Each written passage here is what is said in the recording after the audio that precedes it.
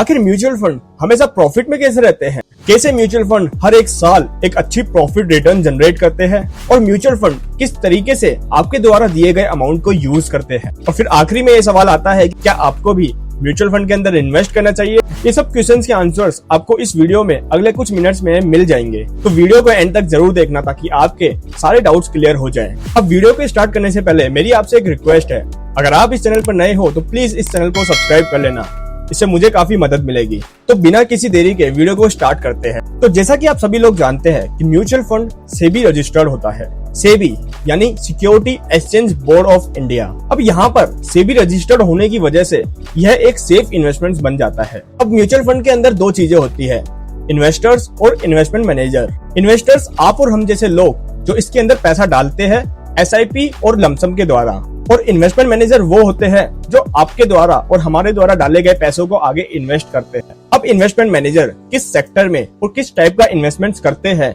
ये सभी साफ साफ फंड के डॉक्यूमेंट में लिखा होता है। अब आपके मन में एक सवाल होगा कि इन्वेस्टमेंट मैनेजर कौन होते हैं? तो दोस्तों, इन्वेस्टमेंट मैनेजर एक वेल एक्सपीरियंस्ड, क्वालिफाइड और फाइनेंस मार्केट के एक्सपर्ट्स होते हैं, और एक तरीके से ये आपके लिए वर्क करते हैं ताकि आपके द्वारा दिए गए अमाउंट पर ये आपको एक अच्छा रिटर्न दे सके। उसके बदले में ये एक छोटा सा परफॉर्मेंस एलोकेशन का अमाउंट चार्ज करते हैं, जो आपको पैसे विड्रॉ करते टाइम पे करना होता है, जो काफी मिनिमम सा होता है।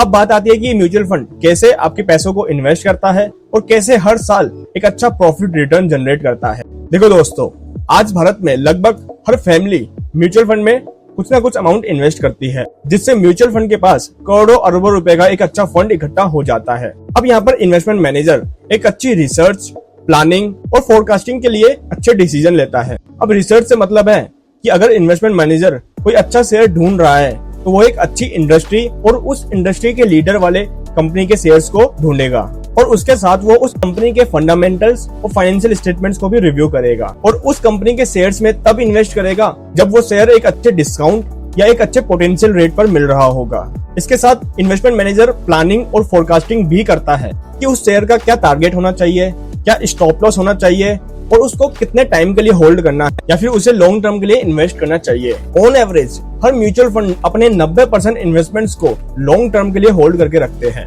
ताकि वो एक लॉन्ग टर्म का अच्छा गेन अर्न कर पाए। इसके अलावा इन्वेस्टमेंट मैनेजर लगभग 10% फंड एज एन कैश रखते हैं ताकि जब भी मार्केट में कोई अच्छी अपॉर्चुनिटी मिले, जैसे कोई शेयर को डिस्काउंट रेट में बाय करने का मौका मिले, तो वो उसे बाय कर सके। अब एक एग्जांपल के द्वारा मैं आपको बताने वाला हूँ कि कैसे इन्वेस्टमेंट मैनेजर्स अपने इन्वेस्टमेंट्स को डाइवर्सिफाइड करके रखता है, जिसमें लॉस होने के चांसेस होते ही नहीं है। जैसा कि आप स्क्रीन पर देख पा रहे हो, हमने यहाँ पर सबसे फर्स्ट म्यूचुअल फंड को ओपन कर लिया है, जो कि है आदित्य बिरला का म्यूचुअल फंड। इसमें थोड़ा सा स्क्रॉल डाउन करने के बाद आप यहाँ पर देखोगे होल्डिंग्स, तो यहाँ पर हम थोड़ा सा होल्डिंग्स को रिव्यू कर लेते हैं।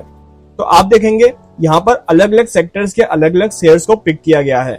जैसे अलग अलग सेक्टर्स हो गए फाइनेंशियल्स, एनर्जी, कैपिटल गुड्स, और इनके अलग अलग शेयर्स जैसे state bank of India, ONGC और भारत हेवी इलेक्ट्रिक लिमिटेड। इसके बाद थोड़ा सा स्क्रॉल डाउन करने के बाद आपको यहाँ पर दिखेगा होल्डिंग एनालिसिस, जिसमें इक्विटी 94.4% यहाँ पर इन्वेस्ट किया हुआ है इक्विटी में, बाकी कैश 5.6% अवेलेबल। अब यहाँ पर डाइवर्सिफाइड इन्वेस्टमेंट्स करने के पीछे बहुत बड़ा राज है। सपोज यहाँ पर एक म्यूचुअल फंड ने 50 कंपनीज के शेयर्स को बाय किया है। वैसे तो लॉन्ग टर्म में कोई भी कंपनी के अंदर लॉस नहीं होता, लेकिन बाय एनी चांस 50 में से 5 से 10 कंपनी के अंदर लॉस हो भी रहा है, तब भी 40 से 45 कंपनी ऐसी होती है जिसके अंदर प्रॉफिट हो रहा होता है, जिससे ओवरऑल एक म्यूचुअल फंड में नेट प्रॉफिट ही होता है लॉन्ग टर्म में, जिससे एक इन्वेस्टर्स यानी कि हमें हमारे इन्वेस्टमेंट्स पर हमेशा प्रॉफिट ही मिलता है। अब कई बार ऐसा भी होगा कि आपने आज पैसा डाला और 1 महीने बाद आपको थोड़ा सा लॉस देखने को मिल रहा है, तो ऐसी सिचुएशन में आपको एक बात हमेशा याद रखनी है कि अगर आप म्यूचुअल फंड में इन्वेस्ट कर रहे हो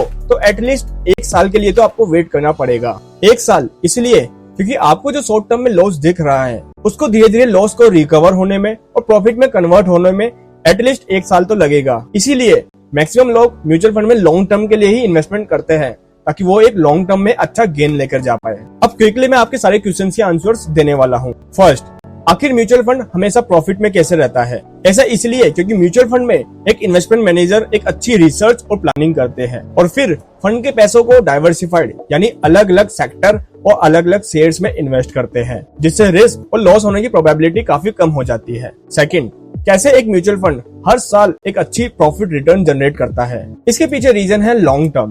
म्यूचुअल फंड अपने इन्वेस्टमेंट्स को लॉन्ग टर्म प्रोस्पेक्टिव से इन्वेस्ट करता है, जिससे इन्वेस्टमेंट मैनेजर को पता होता है कि आज नहीं तो कल एक कंपनी ग्रो तो करेगी ही, जिससे कंपनी की शेयर्स की मार्केट प्राइस भी अपने आप ग्रो होती जाएगी। थर्ड एंड लास्ट, कि क्या आपको भी म्यूचुअल फंड के अंदर इन्वेस्ट करना चाहिए? तो इसका आंसर है बिल्कुल करना चाहिए। जैसे जैसे महंगाई बढ़ रही है और इन्फ्लेशन रेट भी डे बाय डे इंक्रीज हो रही है, तो ऐसे में बैंक में रखे आपके पैसों की वैल्यू डाउन हो रही है। और वहीं अगर आप अपने पैसों को म्यूचुअल फंड में डालते हैं तो आपको एक अच्छी रिटर्न मिलती है, जिससे आपके पैसों की वैल्यू टाइम के साथ अच्छी तरह इंक्रीज होती जाती है। सपोज आपके बैंक में 1 लाख रुपए है, 1 साल बाद बैंक आपको उस 1 लाख रुपए के ऊपर छोटा सा इंटरेस्ट इनकम देगी और 1 लाख रुपए आपके बन जाएंगे 1,02,000 या 3,000 रुपए। और वहीं अगर आप ये पैसा म्यूचुअल फंड में डालते हैं तो 20% के आसपास रिटर्न आपको इजीली मिल जाएगा, जिसके बाद आपका पैसा करीब 1,20,000 रुपए हो जाएगा। और यकीन मानिए कि म्यूचुअल फंड सेफ भी है और सही भी, बाकी डिसीजन आपका है। उम्मीद करता हूँ आपको वीडियो में बहुत कुछ समझ में आया होगा। अगर आपको स्टिल कोई क्वेश्चन है तो आप कमेंट कीजिए, मैं डेफिनेटली वहाँ पर आपको आंसर करूंगा। इसके अलावा अगर आप चाहते हो कि मैं एक और वीडियो बनाऊं जिसमें ये बताऊं कि म्यूचुअल फंड में इन्वेस्ट कैसे करना है और किस म्यूचुअल फंड के अंदर इन्वेस्ट करना सही रहेगा, तो मुझे कमेंट करके बताइए, मैं जरूर आपके लिए वो वीडियो बनाऊंगा। अगर आपने अभी भी वीडियो को लाइक और चैनल को सब्सक्राइब नहीं किया तो प्लीज कर दो यार। मिलता हूँ आपसे अगले वीडियो में, तब तक लिए bye bye, take care, love you.